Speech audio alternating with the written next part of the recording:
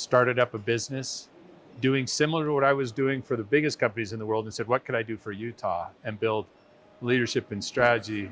And I was serving the chief HR officers of like, Intel, IBM, Walmart, so just big companies, Deutsche Bank, Siemens.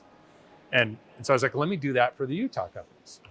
And I got a bunch of people signed on, and they came, and I started to talk and notice. And I was like, these are the wrong people here in Utah, and size companies that we had at the time. They just didn't have the influence to really do it. And they weren't going to get there. They were coming from the wrong angle. So I gave all the money back. And that was my first business fail. I was like, it wasn't going to have the impact I was looking for. So we gave it back, reset, started a company called the CEO's team. And I began to help smaller businesses, but the CEO is my target.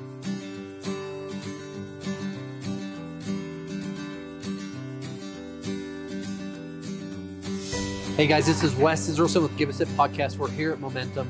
A good friend of mine, David's connected me with people. He's also the person that's going to say something to you that's going to make you think deep. So I just want to say thank you for that, because our conversations have been great. Quick, if you can, your name, your company, and what you do. David Gilliland, Elite Entrepreneurs. I play with my kids and support my wife and love her. And then my work is I help 7-figure business owners grow to 8 figures beyond, and just have that peace, that joy, the fulfillment that they really wanted from work in the first place. Help them really find that instead of chasing what everyone else says they're supposed to, so they can get to a spot and just really be proud of what they've created and have just an enormous group of friends that were part of that journey with them. That's their team. So. And I want to dive back, because I think it's very important to go through kind of childhood upbringing, kind of go through life, and then to build upon today. So what was it like growing up? Where'd you live? Glendale, Arizona, the other side of the tracks. Which was the bad side, right? It was the bad side. It wasn't bad.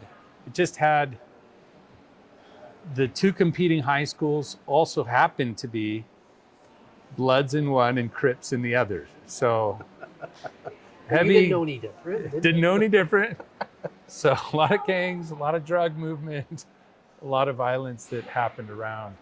But I really had a family, just a little bubble. Kudos to my parents who just did it differently. They just, I always knew that my parents cared. And I knew that they had principles and values that they were not going to break for anything. Now, my dad had a construction business, and we did hard work too. Yeah, general and electric contracting. I remember we'd go to vacation down in Mexico. We would drive there with a little rowboat. That's what we went into the ocean with. Put a little 5 horsepower motor on this little dinghy that 5 people could sit in. That was our fancy beach vacations, as we'd park a trailer right there at the beach. And he would have to leave. We would go fishing all day one day, and then he'd have to leave with the ice chest of fish to go stick them in the freezer. But really, he was bidding jobs, right? Trying to keep things there on the table for the family. Some really lean years, and then prosperous years. But they always, I don't know, we always lived like we were in lean years. So we never wanted, right? They saved well, they lived within their means. And I think that I would like you to touch on that a little bit more, because especially me as a father, me as a husband, but me as a business owner, lean years mean hard years, right? Yep. And oftentimes when you're a business owner, that means is that you've leveraged most everything you have. What was that like as a child, especially if younger children are watching and you look back and appreciate, but also say, gosh, as I build a business, I want to do it a little different.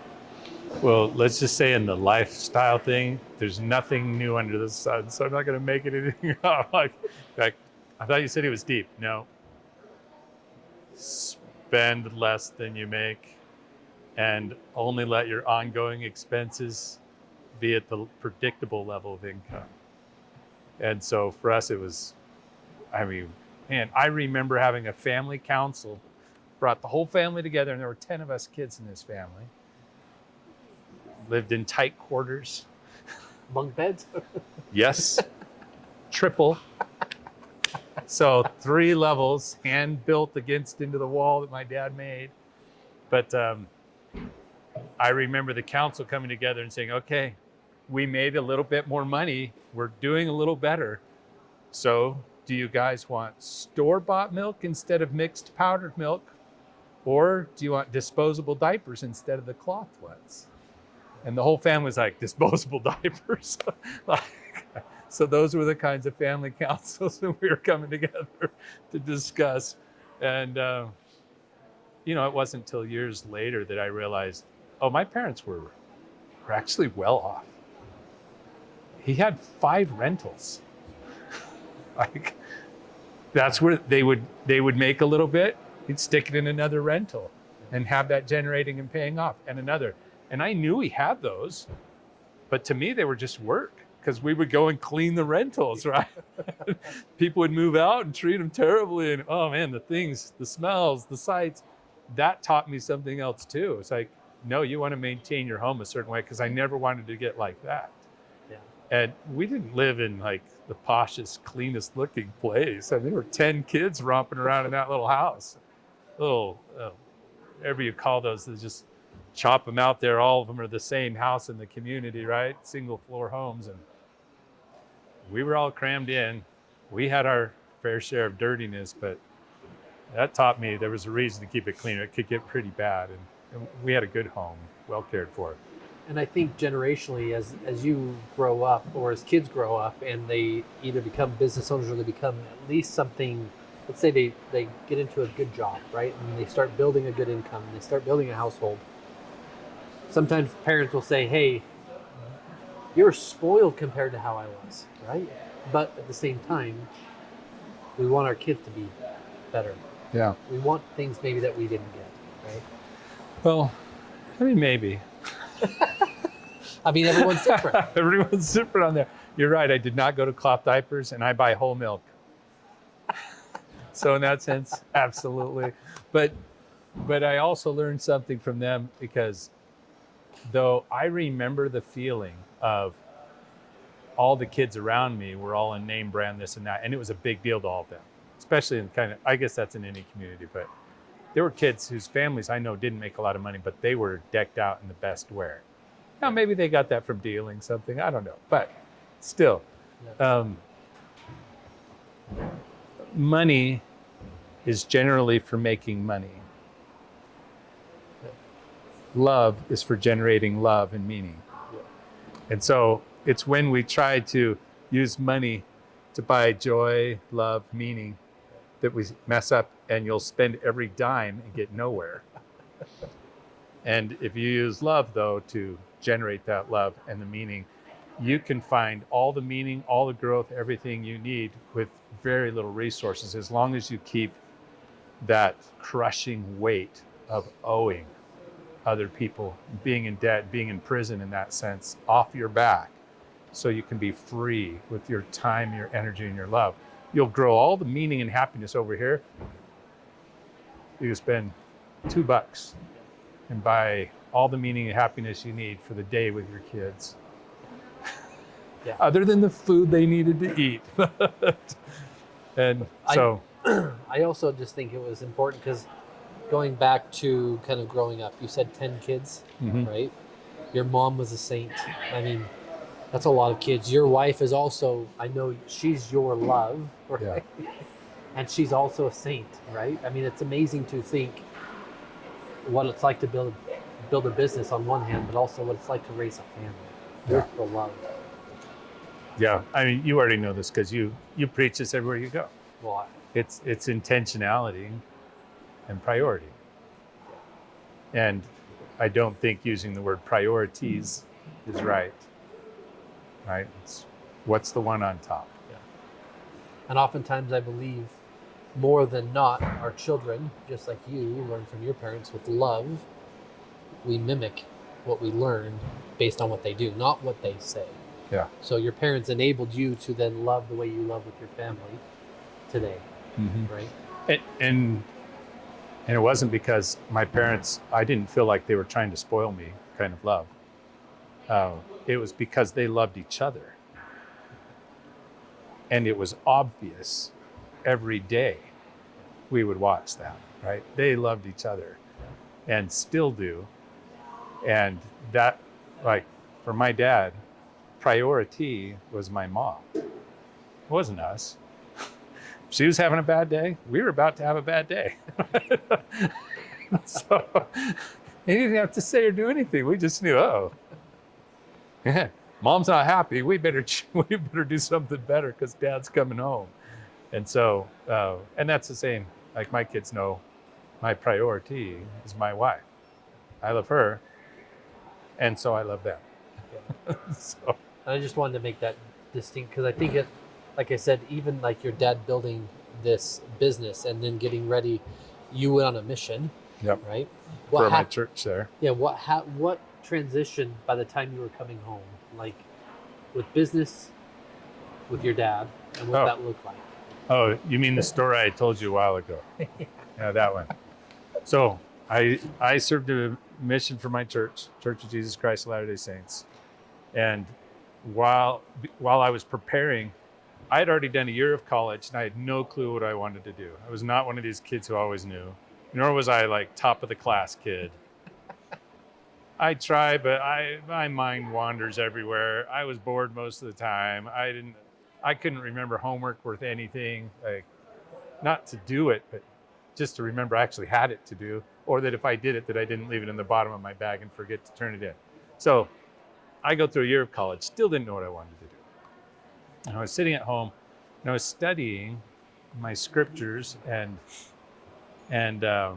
some talks of leaders.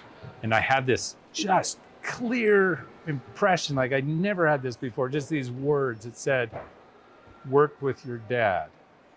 And I thought, well, that's a dumb idea. I hated working in construction. I couldn't keep up with anyone. I was always out there in the field. I'd going as fast as I could. I'd wear myself to the bone. My hands hurt.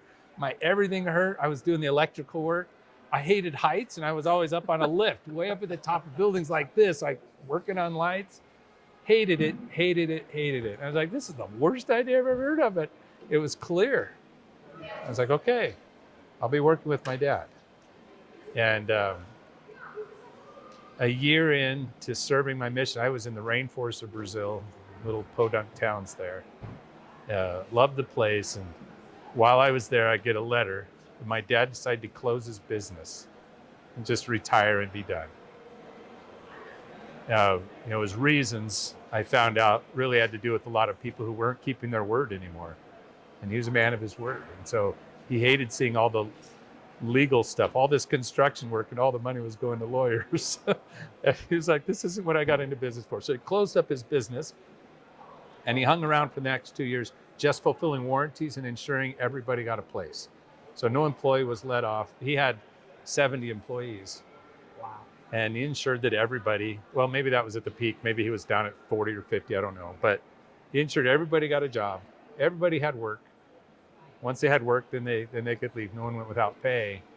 And I get home and I'm thinking, okay, I never had such a clear answer in my life. I show up, he's tinking around in the back, behind the office. And I went there to help him just clean up, sell stuff off, clean up shop, close the doors. And it was the most meaningful 3 months of work that I'd ever had. Because for the first time, I wasn't working for my dad, I was working with him. And he chose to let me work with him instead of for him. He asked this inexperienced young kid advice. We were selling things to random people who would show up at yard sales to come buy equipment. And he shared his thoughts and he laughed with me. And it set a new trajectory of our relationship that is just precious to me today. And I was so grateful to God, who knew I didn't want to work my whole life in that, but I needed 3 months working with my dad.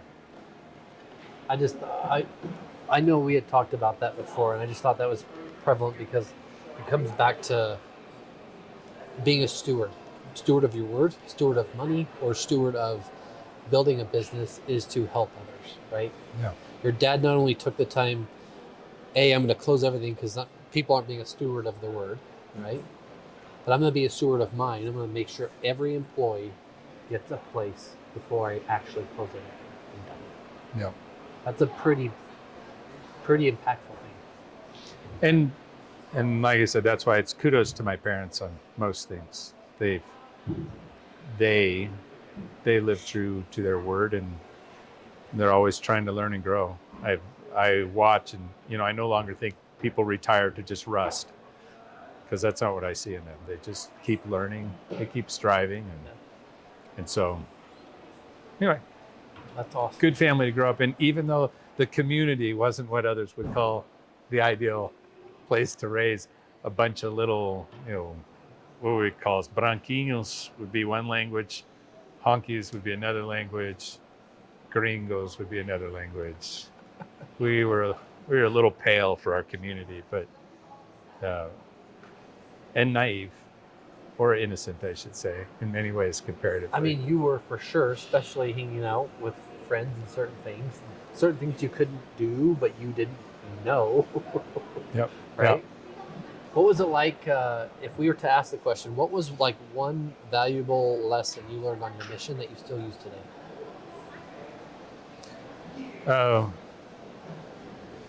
I think the most valuable was and how about instead of use, I'm still trying to master. It's just to see people for who they are and love and appreciate where they're at, but see in them their potential for what they can be, and don't get frustrated they're not there yet. Right? And so sometimes today I'll still get in this like, oh, I'm driving my own agenda and forgetting to understand what theirs is and what matters for them and how to help them along that way. Creeps up all the time. But I learned that, I remember it hitting me. Oh, I'm not really loving right now. I think I am, but I'm not. I'm judging more than I'm loving. And it had to do with my agenda instead of where they were really ready to move. So I'm still learning that one, still working on it. But your level of self-awareness is amazing. I mean, oh yeah, I see my problems all the time in it. I'm so aware. It's a really good point. Yes, thank you. So what happened after you helped your dad figure all of that out, that 3-month stint? What happened after that? I went to school, and my scholarship was I had learned how to work. So I went to school.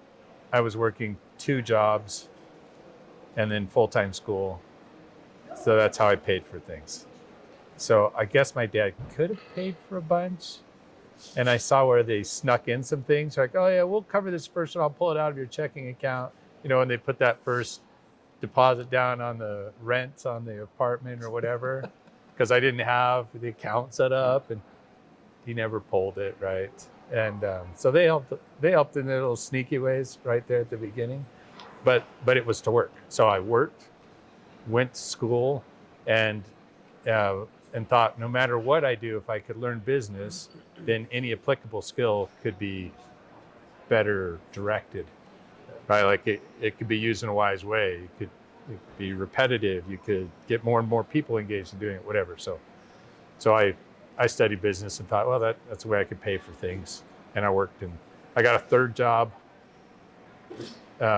and that was paying a lot less than the other 2. But then I had an incident happen. I was roofing, and one day I couldn't get started. I was up on a 3rd story kind of building, and I was like, wow, I gotta get moving. I'm paid piece rate. If I'm not moving, I grabbed the shingles. I'm like, I'm gonna start down this valley. We're gonna do this, right? And I had this thought, another clear thought, right? I was like, okay, I don't get those very often. I said, look at your harness. I looked at my harness. It looks fine. It's connected. Second thought, pull on your harness. Pulled on the harness. It lifted right off. The permanent knots that were tied underneath had actually not been so permanent. Wow. Came right off. I was like, So I put the shingles down, I grabbed my tools, I climbed down the building. The owner drove up and I said, I would never do this to anyone, but I just had too close of a moment. I'm giving my 1 minute's notice. And I've never done that since, but I was like, this wasn't worth it, right? I had 2 other jobs. I was gonna be okay. And I ended up quitting the other one and just keeping the lowest paid job, which was gonna give me a chance to teach. So I was teaching at the missionary training center for others that wanted to go to Brazil or wherever else and teach. So paid very little, but they fixed that after a while. And what would you tell a leader, a business owner, or a creator, or even a family person that hears that clear message? Oh, What would you tell them to do? I mean, if you don't believe in the divine, that's fine. Trust your gut. You just won't regret it. Never will. Yeah. There'll be consequences that are worth it, right? Yeah. So, I do believe in the divine, and I think he talks to me through my gut sometimes. But you just got to trust that, right? You bring in all this information. If you're really studying things out, there's times that your body and your mind and your soul will pull together a really good answer. Other times it just comes from outside of you. Just be grateful for it. Express gratitude, ask for that. And I think it goes back to your comment. If why you're doing it is a stewardship over what's here to do the most good you can, you'll get more direction. And it goes pretty quiet when it starts to focus in on what do I get from me?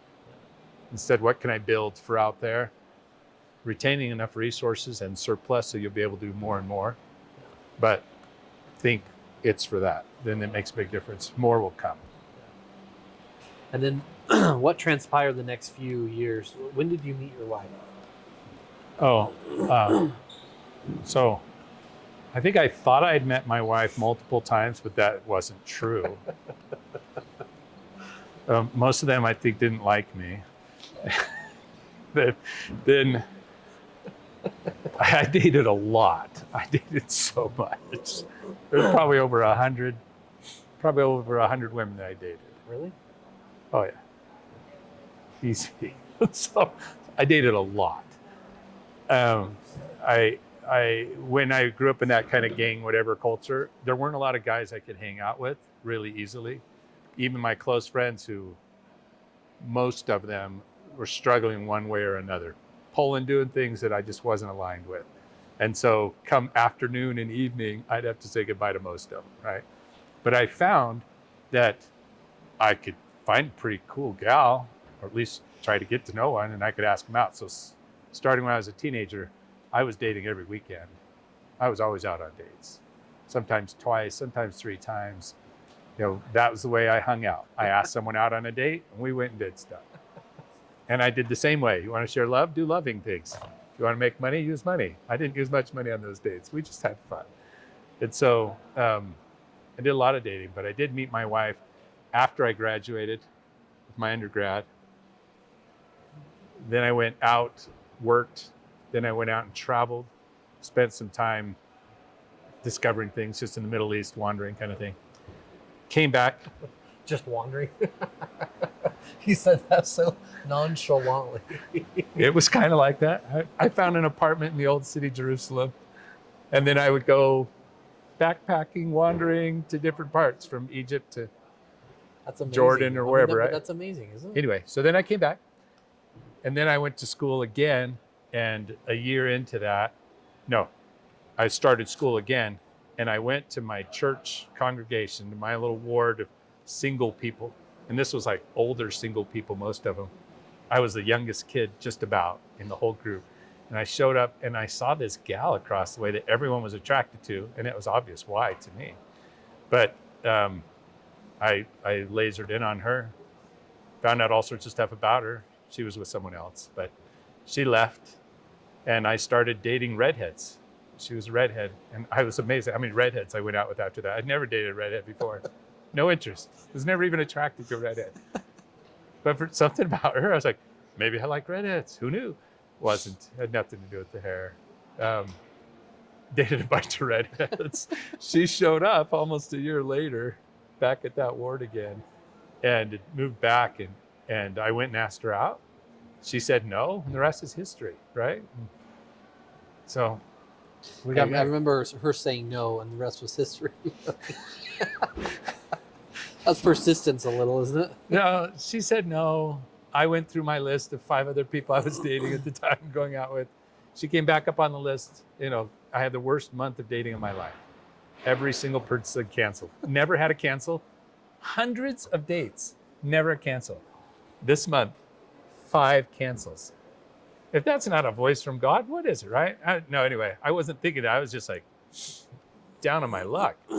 Every time, yes, day of, night before, cancels for, selfish, family deaths, massive illness, all sorts of selfish reasons they were canceling these days. These were good gals. There was nothing wrong with them, but all canceled.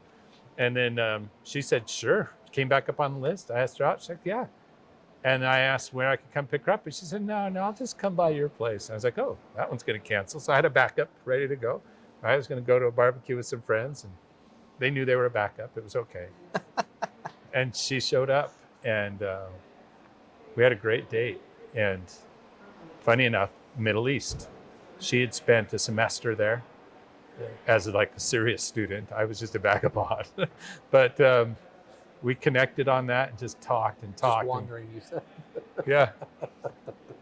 I was. That's a very different story. I learned some great life lessons. A lot of wandering. We connected really well. And I was just impressed. And I was like, I've never been on a date like that. And it was simple, nothing fancy. And 20 days later, I proposed. Wow. Yeah, don't tell her about this podcast. 20 days later, I proposed, and I wasn't expecting that was the other clear voice one. Said, do it. I was like, you're nuts. Do it. It's like, you're crazy. Do it. Did you see what she just said? Do it. And I did, and she said yes. Only lapse of judgment she's ever had since I've known her. And I'm grateful to this day for it. And so. And how many years has it been? Don't know. Hope just eternity, right? Just forever. We have 24 years. 24, coming on 25 this year. So short time. Yeah. I mean, especially if you think of forever, right? Yeah. No, Eternity. this is a blip. I am still discovering her every day, I feel like. Every time I think I understand, really, no. You just have a new foundation to really learn from, right? So just keep interested, keep discovering, keep dating. And so it's good. And it's all the normal merits. There's all the ups and downs, and there's all the learning, and it doesn't matter. It will always be there, because we will always invest in it. And then after that, I mean, in between some of that, business, what else happened? What else besides business, or in business? No, in business. What started going on? Okay, so I had to make a living. So I did the unemployed thing after my graduating for a while. Bubble burst 2000. 2001 wasn't especially helpful. Yeah. We were married 3 weeks before 9/11. And then that whole roll. So I finished my master's program, and she finished hers. And then we had a baby. Like, she went into labor the day after she turned her thesis in. Wow. And so we got married, had our last year of graduate work together. And then for a year and a half, I was unemployed. I mean, I was working every odd end job, but not anything serious, right? So any contract work I could come up with, I was doing, everything. I did side consulting things. I taught at the university's adjunct. I was working in concrete. I was working on large accordion doors and maintaining, anything. I was cleaning 40 acres at our place to pay for rent, to I just did, right? Just scrapping. Yeah. So I was making less than I did before I went back for my master's. So a rough little run. Applied to 1,000 places, got 1,000 no's, told I was overqualified for everything, and that was really annoying. Then my wife, sweet, the only person who could see me as beautiful, she was like, if they could just see his face. And she took one of my resumes and took a picture, didn't tell me, mind you, which was like a big no-no back in the day. She stuck my picture on the resume and sent it into a place, and I got the job. Paid poorly, but I didn't care. I just wanted to provide for my family. At this point, we had a second one on the way. I finally got that job. And it was my sweetheart who got that for me. So started that job and quickly learned the only way I could make the money I needed to really care for my family the way I knew they would need to and how we wanted to grow was I need to figure out how I could sell, because there was a little commission thing on. I wasn't hired as a salesperson, but if you brought stuff in, you got paid. And so I quickly turned most of my work into bringing in new business in the middle of doing account management work.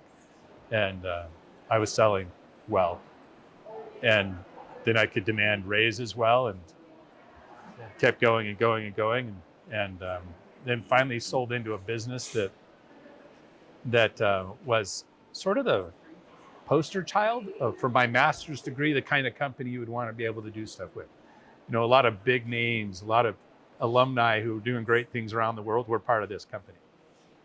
And I was selling into them because they were all kinds of messed up in what I could help with. And they turned it into an interview. The person who was bringing me in always just wanted me in the company. And that happened because one day he came over to my house. He was a neighbor, came over to borrow a shovel. And I was like, what are you doing? You know, it's cold and whatever. He's like, oh, I'm digging a window well out. And he's plenty capable, didn't need to do manual labor, but he's often doing it. It's like, well, here, I've got 2 shovels. So we just went and did the work together. I think that started it. Anyway, he ended up pulling me in there for like a social media manager role. This was before there was social media, right? Like this was building our little community. I didn't know anything about that. I still don't know much about it. I mean, we built some stuff. It was just his ploy to get me in. And then I worked up until I was leading a division there and selling a lot bigger deals and global scale. So I learned a lot with some of the gurus in leadership and strategic people issues that worked with the biggest companies in the world. And I learned that. And the more I did there, the more it required me to be traveling. And I had 5 kids, young family, and I actually wasn't my best self traveling. Now, I did great work, but I wasn't becoming great. And I think it tapped into my own weaknesses, or just like more displayed when I was off alone and off and traveling and off. And I was like, I don't, that's not the direction I want to go. And other things in the business there. And so I gave my notice because of my role and what I was doing. I gave them a month's notice. And then I helped to work a transition that would work for them. So they were kind of upset. So I was shut out. But on the back end, I recruited somebody, we got them in. I just used other people to get them into the place, and they were delighted. And my replacement, she did a phenomenal job. So anyway, I did that and pulled away and decided, well, what am I going to do next? And I took a little break and time to think about that and kind of clean up from, past things that hold you to your past. It's like, let's clean out any poison that may be there, or just, let it settle. So once that had settled, and I was like, okay, I'm in a good, healthy place, and started up a business doing similar to what I was doing for the biggest companies in the world, and said, what could I do for Utah and build leadership and strategy? And I was serving the chief HR officers of Intel, IBM, Walmart, so just big companies, Deutsche Bank, Siemens. And so I was like, let me do that for the Utah companies. And I got a bunch of people signed on, and they it came and I started to talk and notice. And I was like, these are the wrong people here in Utah, and size companies that we had at the time. They just didn't have the influence to really do it. And they weren't going to get there. They were coming from the wrong angle. So I gave all the money back. And that was my first business fail. I was like, it wasn't going to have the impact I was looking for. So we gave it back, reset, started a company called the CEO's team. And I began to help smaller businesses, but the CEO was my target. And I always knew finance, I knew business, I knew sales, account management. I was like, I can help them with a lot of things, but I'm going to focus specifically on leadership and how to build some of that. And I was trying to do everything, and that was a bad idea. I was making money and I was busy, but it wasn't having the same impact still. And so I started to fire some clients, and I started to do a lot less in a very tight area and charge a lot more. Not because I needed to make a lot more, but because I needed the CEO to see the investment was big enough that they would sacrifice and make happen what we were talking about. Yeah. That made a big difference for their businesses. They started to take off. Yeah. Everyone who I charged more and did less for. Now, less, much higher level, much more precise, but less work, right? Less pair of hands and more very detailed, this is the thing. I started to see companies go from, struggling for 20 years to go anywhere to popping up in 50x growth in the next 10 years, right? And so it's fun to watch, fun to be a part of. And others that, another one failed, but it was because a massive partnership went against them, and we had foreseen it. We were working to get out of that partnership and build another one, or build another one before, and sure enough, the partnership crumbled, and that took their company with them. But still, successes and failures, and running my own business and loving it, until I had gotten to a point that I built the lifestyle that my wife and I had always talked about, which was I'd work 12 hours a week, and I spent time with the kids, and I was the room mom at the schools, or we were homeschooling, depending on which kid where, helping out neighbors, volunteering here and there, doing all sorts of stuff. And then we decided to pursue some things we always wanted to do, which was some international living and traveling with our kids. And we did that. And then I came back and shifted after a 5-6 month hiatus, and COVID hit right at the end of our little thing. And I decided to join in with my brother and build his business with him. So yeah, it's been a lot of fun. That's what we're doing at Elite now. And he was doing the same things, those top level pieces, but was trying to make it more of a program and a process instead of a one-on-one consulting. And so that's what we built out, and it's been fun. And then hearing you talk with Heather a little earlier about EOS and kind of the strategies and all the other programs out there that help businesses, right? Yeah, they've got great management systems in place. Yeah. But there's differences, and people don't like when I say it this way, but I believe on a mission you were selling. You were selling God. That's what I believe. Yeah. And people don't like saying it that way, but honestly, you believe so much in this thing that you went to another country and you preached every day, multiple times a day, something you believe in, and got people to understand why, right?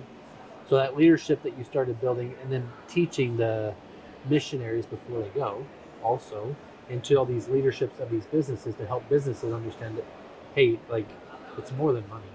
I'm a steward of what we do, right? So I think it was important for me to highlight that, because every interaction I've had with you has been that. It's not been about money. It's not been about success. It's about being a steward of what that is. Why are you doing it? And what's the purpose of it? Well, let me change it a little bit. Success it is about. Yes. But it's success in line with that mission. Yes. Or that purpose, which is a higher level draw than even the mission that you're after. And so highly driven by success and for everyone I work with and all the people around me that I don't work with that I just get to know. But that success needs to be a purpose beyond just profits. Because everyone that I'd worked with, and I've worked with a lot of people who've had some serious exits and made some, life-changing, altering kinds of deals. who found it deeply hollow, empty, discouraging, deep depression. Yeah.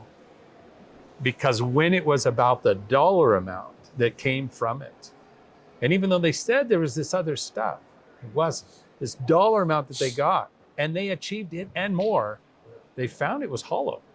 Wasn't anything there. Yeah. Just a bunch in the account and emptiness. Yeah. And so I've just seen that a lot. And those that instead, let's say you're growing to sell, which you don't have to. If you get to a really good sale, like you could really sell this thing and do a great job, tends to mean that business could go on a really long time without you and continue to do great things and pay you dividends. Yeah.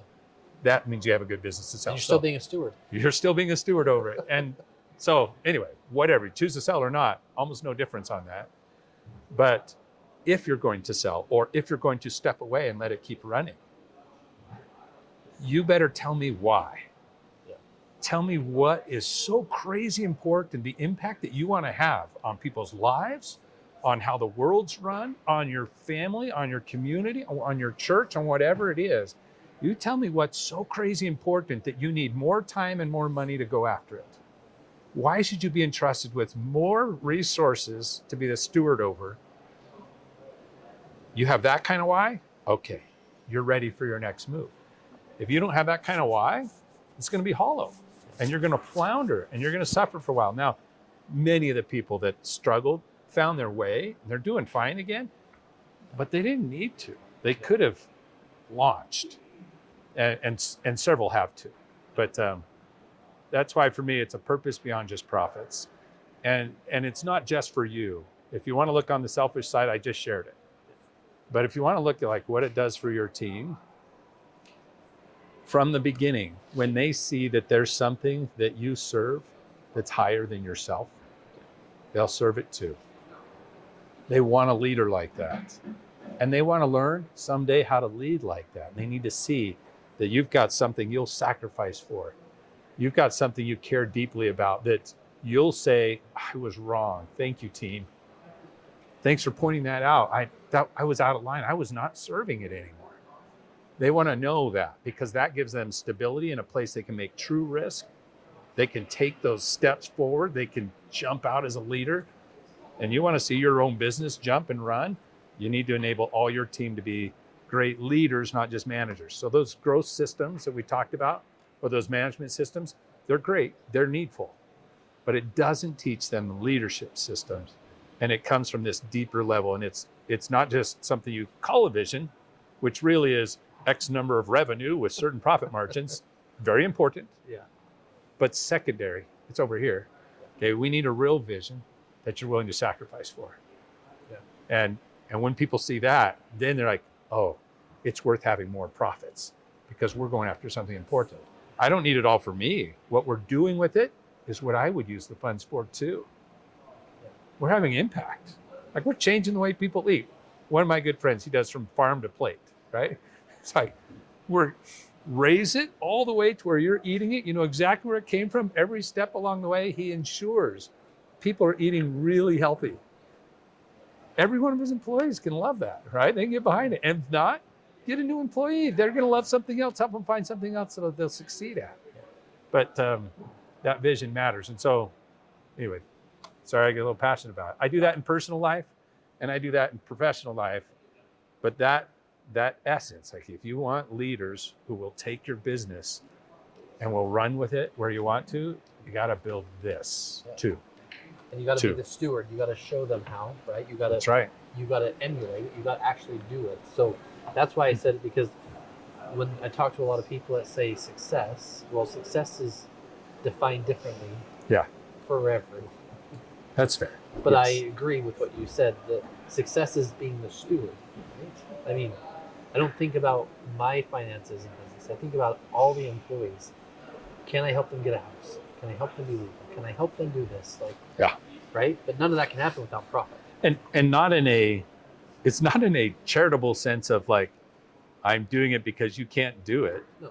It's instead, it's like, how do I help you learn to add enough value that it makes sense and you could earn this? I want to make it to where even if we went out of business, you would succeed forever. That's where I want to get to, right? That's exciting, right? Which even leads back to your dad. Yeah. Right? That's what your dad did. Yeah. Watch out for people. Yeah. And people are what matter. Mm-hmm. So this purpose beyond profits, and how do we get within our teams, families, businesses to this point where everybody gets it? And we're like, this is what brings meaning in my life. I love having this kind of impact on the world. And it's not as tricky as you think. Like a lot of people are like, oh no, only a visionary leader can do that. And you're like, yes, but visionary leader can be done in practical steps that anybody can learn. If you will choose yourself to believe again, that there's something you could have impact on and do something more. So if we can help you believe again, then you can help your team believe again. And we could show you how you do that on the daily in just simple little steps and just keep doing until pretty soon, either all the doubters leave your business or they all believe. Yeah. And you've got a team who can achieve incredible results that are impactful, that change their lives and that they want to sacrifice for. And by the way, are very profitable and achieve things in your business you never thought were possible. And when you get there, you'll be like, and I'm caring about things I didn't even think I would care about. And I'm so glad. And that's the visionary leadership. It's not you're born that or not, which most management systems will teach you that. You either are or you're not. You're like, no, everyone can envision a future and go after something greater than themselves. And other people want to help you do it. And it's exciting. So that's what and it's fun to do it in your home. Yep. It's fun to do it in your community, in your church. It's fun to do it. Work is a great place to do it because like you can mess up and you can just do it again. It's mostly profits that were lost. We can try that again, right? We can go at it again. It's not like you lost a family member. We can try again. And so it's a great laboratory for life, business can be. Yeah, and I think on that same point, like thinking about it, every day I try and do my thing, which for me is my personal daily list, but in it is my gratitude list, and in there is my prayer list, right? And outside of those two things, there's 30 lines in each. But of those 30, 15 or 20 are about someone, that pointed something out to me early when we talked earlier. You're in my gratitude list, but also there's people that have died. There's people going through hell. There's people that are losing family. People going through cancer. Like, it takes my mind outside of everything about me, and then I become a steward of the team. Yeah. Of the bigger why. Yeah, of the vision. Yes. Like the vision is almost given to you. Now you get to create it with the others, but you see it coming together where you're like, oh, whoa. Now what I have is to serve that. You do incredible stuff. Yeah. I love that you do that and you have a practice around it on a daily. Yes. That's one of those practices. Yeah, that is. And we agree. That gratitude, either gratitude journaling or maybe it's recitation on some gratitude things or even just simple remembrance. Gratitude brings about positivity, which opens possibilities, right? It's beautiful. And mine's a verbal recording. It's 13 minutes every day. Nice. Great practice. Haven't missed. But my point is the same thing. Like, it's hard to be a leader if all you care about is profit. Yep. You're not a leader. You're a business owner. Well, and you've forgotten what profit was for. Yes. Because profit is meant to be, is a gift, right?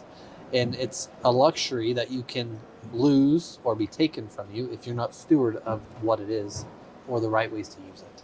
Yeah. And in another way of framing, I love your way. If I go like just the plain like numbers game of like, what's it represent? Well, it represents proof that you're creating value greater than resources you're using to expend. So you've just increased value in the world. Profits just show you, hey, look, you're doing something right. It only takes you 3 of these to make 5 of these, right? And others, it was 5 to 5. Profit shows, I'm really adding value. This is worth going after. We could do more value add. And I have resources. This is my VC firm because guess what? This profit serves my purpose while my VC profit doesn't. those funds serve someone else's, and it starts to strip away. It can, without the right partnership, right? So where your funds come from, profits are the best funds to invest from. And I also like what you said too earlier, that, hey, your business can be profitable and be running even without you selling it. That's right. And then you're also still the person who is driving towards your mission. So those profits are still going towards the stewardship that you are called to do. I've had others who, as they hit one mission, one kind of like mile marker, and now this business is running, they're looking at like, I mean, this was good and it's got a good vision, but now I see so much more, and the vision's up here. So this one's running. Now they build this other business complementary that helps them get even further towards this bigger vision. And then they're able to build another one. As they're each running and going, hey, you can achieve much greater vision than you allowed yourself to dream before is now a reality. And that's kind of what this is about, right? And they would never have gotten there had they not achieved the first one. They not gotten Right? there. That's right. And that's why profits always matter. But how we use them matters too. Yeah. I think it's the most important, especially on the generation side, right? Because if you just give it to your children without them understanding why or what it was for or how you achieved it, you're also doing a disservice to the generation below you. Yeah. So if you're not teaching your children, let alone your employees, profit's good, and how we use it's even better. Yeah. There's a gentleman, maybe you could meet him. His name's Rich Christensen. Okay. And you can look up Legato Principle, I think, or Legato. Anyway, I mean, he's built like, I think, $16 million businesses plus and sold, right? That's it. And for each kid, he helps them learn, and they've each built $1 million business, all of his kids, because he just knows how to do it, right?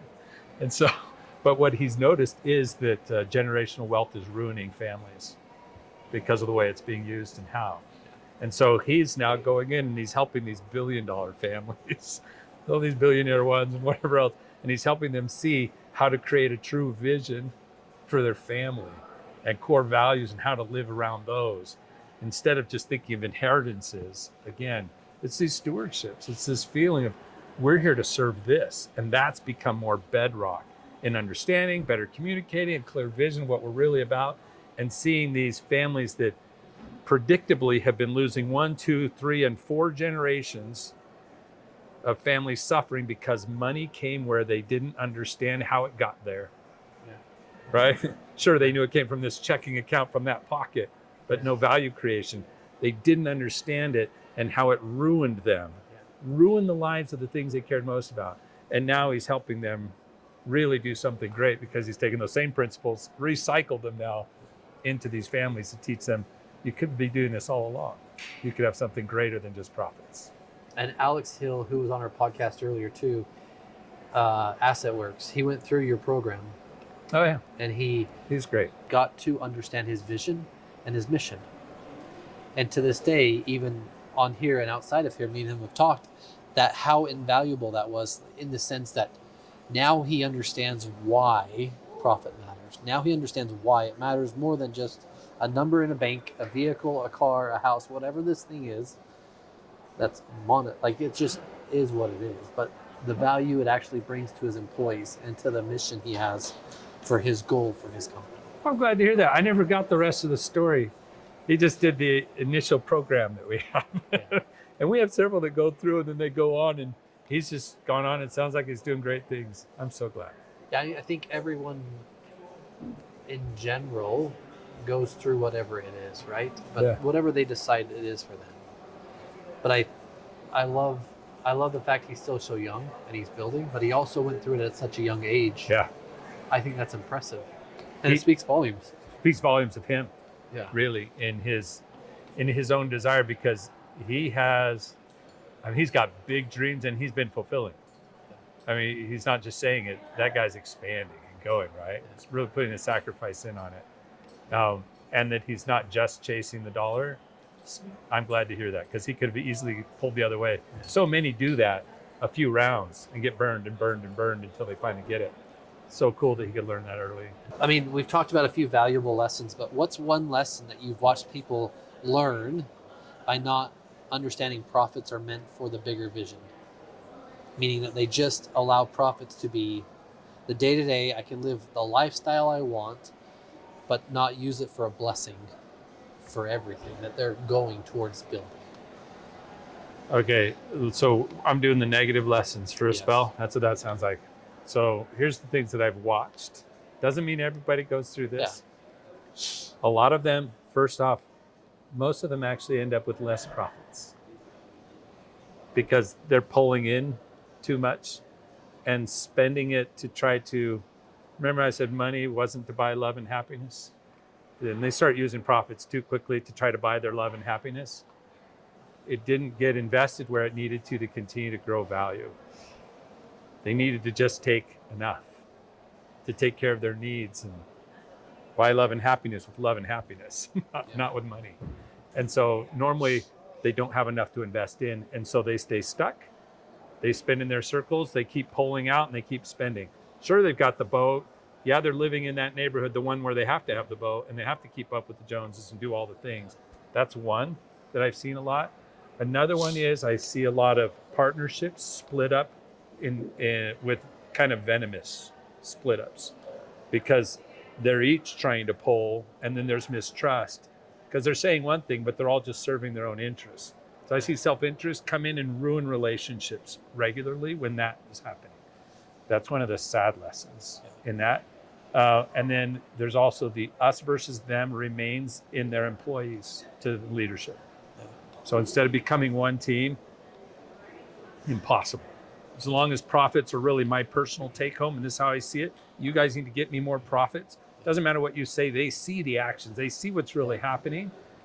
The trust is never there. And you think they don't see the books. No, your accountant saw the books, and guess what? They actually talk more than you think. And things flow, people know, and they can feel it even if they're not talking. And so you have an us versus them, adversarial relationship. You'll see more turnover. You'll see more employees who are always just saying, I need more pay, and I need more pay, instead of I want to add more value.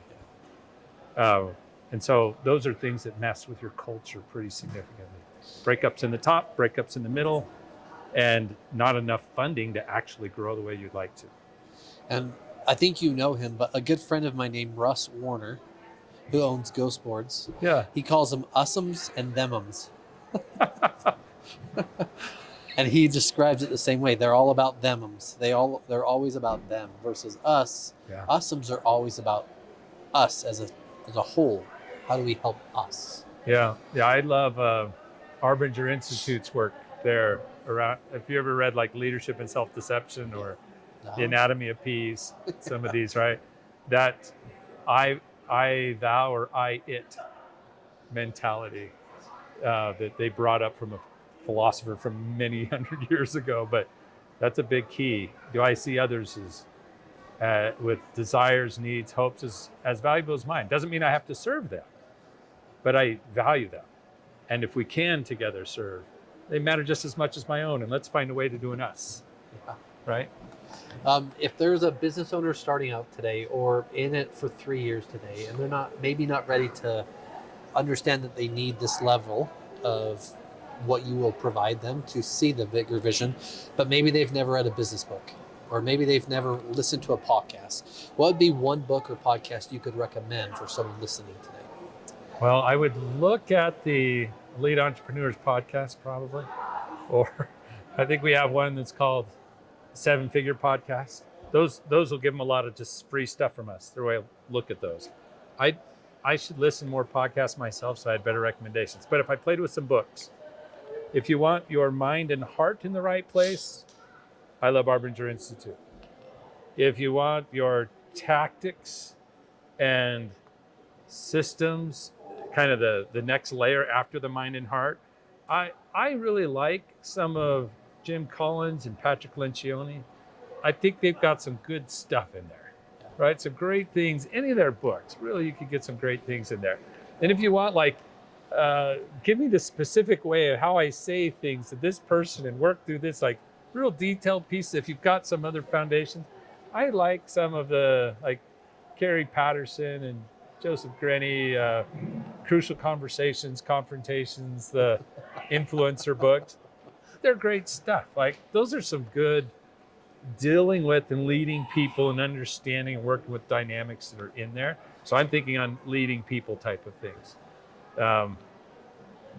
Visionary things, anyone, even if they're just starting or looking at, they're also welcome to come to any events that we put on. Those are open, and they provide a ton of value, and people love those. So there's a couple a year in Phoenix, there's a couple a year in Park City, so on the west side of the U.S., but you're welcome to fly also to come on over. So How important is it that a spouse is on board? for an entrepreneur, if you have a spouse, I think you should always be on the same page. Doesn't mean that he or she has to be in all the nitty-gritty of everything, but as much as they want to be, open it up to them. You'll be amazed at the insights they'll give you. You found them for a reason. They actually fill and cover blind spots you have, and it's why some things work for you. They would do the same for your business. I go on a walk with my wife, 5 o'clock every day. We stop. That's not true. Sometimes 5:15, 5:30. 5 o'clock, I send a note, and then she tells me when she's ready. And then I stop my work, and we go on a walk. And if there's a lot to process from my end or from her end, we go a lot of distance. And if it's short, we may make it one time around the block. But there's times she shares things, I'm just like, yeah, I was stuck on that for 2 weeks. I wish I'd have brought that one up earlier. And the next day I act on that and I move forward. And she's not a business person. She doesn't even like it. Kind of makes her feel icky half the time. But she sees things that I don't see. Get them on the same board. Plus, on those times when you have to sacrifice extra for the business, they can be there. And then when you don't realize how much the family needs you, she can let you know, or he can let you know, and you can sacrifice some business time and go and be there. They need to be strong. So it's not harmony. I mean, it is harmony. It's not balance. It's sort of like one part plays and another part plays in the orchestra. You don't get to do everything all at the same time at times. Times one thing needs focus. Like my kids aren't with me right now. How do people get a hold of you? Oh, you can just go to LinkedIn. You can find me there, David Gilliland. There's not too many of us, except the race car driver. That's not me. Growwithelite.com. So grow with elite. That's our website.com. And you can find us there. And you can get in touch with me there just as easily. Fill out any form. You'll probably find someone on my team. They can find me. And your type of client, ideal client, avatar, whatever you want to use terminology-wise, but who's the type of person that would benefit from what you provide the most? They're a business owner. Okay. They probably feel stuck or can see a plateau that they're about to hit. So they're probably like, man, I am just killed, like I'm pushing hard and it's not moving the way it should be. It used to work better. What's happening now? And they're already past that million revenue mark. Probably between 1 and 10. I do help people that are bigger, but they're probably between 1 and 10. And there's certain characteristics about them. They want to have a little more meaning in their work. So they're willing to do this purpose beyond just profits. They may not know what it is, that's fine. But they feel this call, this pull, like, I should be able to do more. I'm more than this. That person, and they care about their people, genuinely. They even wonder, am I getting too emotional about this? Do I care too much about this? I'm taking too much of their problems home with me in my mind and heart. They may think that's a weakness. Those people are going to work well with us. We'll teach them how to turn that into a strength. The ones who don't care as much, there's other programs. All those other programs work great for them.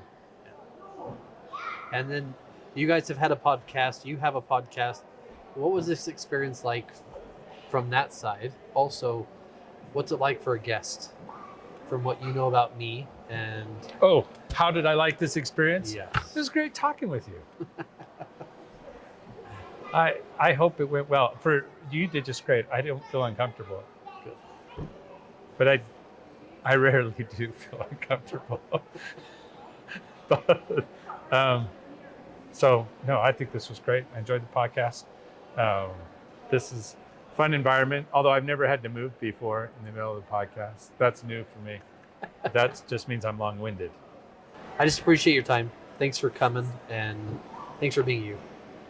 Seriously. Oh, I should have interviewed you the other way. It would have been fun. Well, thank you. Thanks from me to you. Thanks for Give Us It podcast. And guys, if you're looking for someone to help you with your business, not only find your mission or your values or your statements or whatever it is for you that understand your calling, David for sure and his team at Elite will help you guys do that. So thank you. Thank you. Appreciate it. You're welcome.